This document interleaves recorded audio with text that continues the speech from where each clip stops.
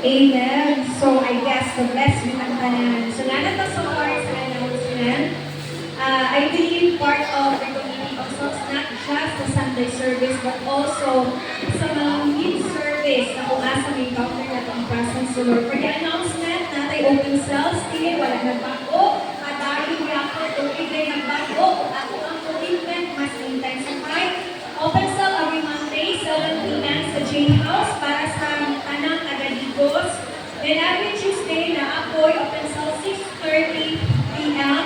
sa Mandalaga Residence, Coronel, Santa Cruz. Sa tanang taga Santa Cruz, you are very much welcome na mag-join nani kay lahing inasli ang ginabuhat ni Lord Abesante, inasli ko din ginabuhat ni Lord sa open cell. Also, we have chain prayer every Thursday and Fridays. Atong mga wala kay schedule o gusto mag-spend ng time di kay Lord, you can approach Pastora Hazel for your schedule.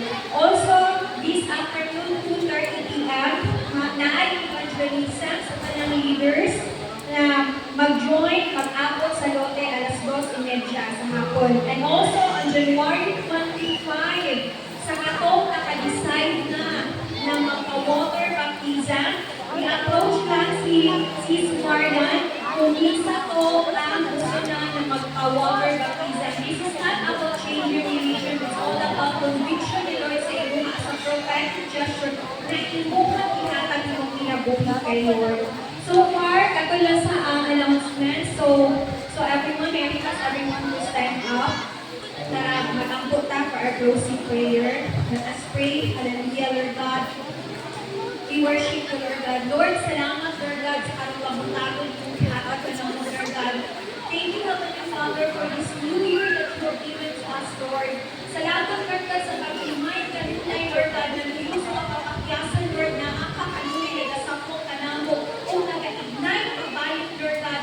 Lord, we pray, Lord God, even sa word na muna dawat, ang dili ka to, magpabilin ng kawang, Lord God, kundi mamugal ay sa pinakulit. Ang mga pag-angko, Lord God, strengthen our commitment, ilakanin ko, Lord God. Na mas imuksan ka, Lord, ang umaabot, Lord God, sa year 2026, umaabot sa mga agaw, Lord God.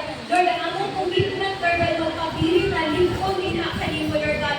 Lord, teach us, Lord God, na itutok ang mga mata, ilakanin mo, ang among pagsalit, ilakanin mo, nakapundar, ay ilakanin mo.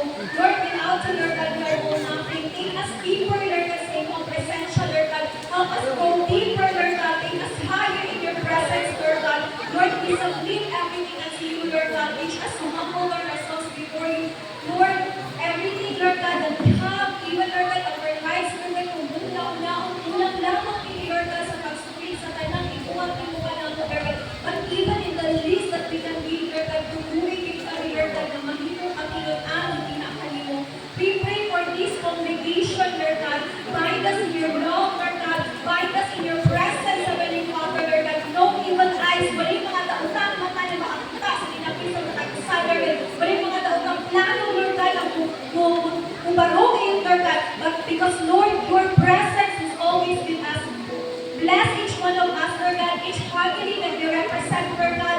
Lord, we pray, Lord God. Lord, let your anointing flow, Lord God, from the head, Lord God, down to the soles of the feet, from our pastors, Lord God, down to your people, Lord God. Lord, in every ministry, Lord God, ikaw kayo mag-anoint sa patagpusan, Lord God. Lord, we commit everything unto you. This year, Lord God, is your year, Lord God. This year is a year of breakthrough. This year is a year of commitment. This year, Lord God, is a year, Lord God, of growth and maturity, Lord God. Wala isa na magpapili na immature. Wala isa na magpapili na childish, Lord God, sa Espiritu Santo. But all of us, Lord God, will grow and will mature in your presence, in your word, Lord God. The more that we will know you, Lord God. Lord, take us all, Heavenly Father, the whole of us, Lord God, so that, Lord God, we will have, Lord God, the whole of you. Holy Spirit, more of you, Lord God. We submit everything unto you. Cover us with your most precious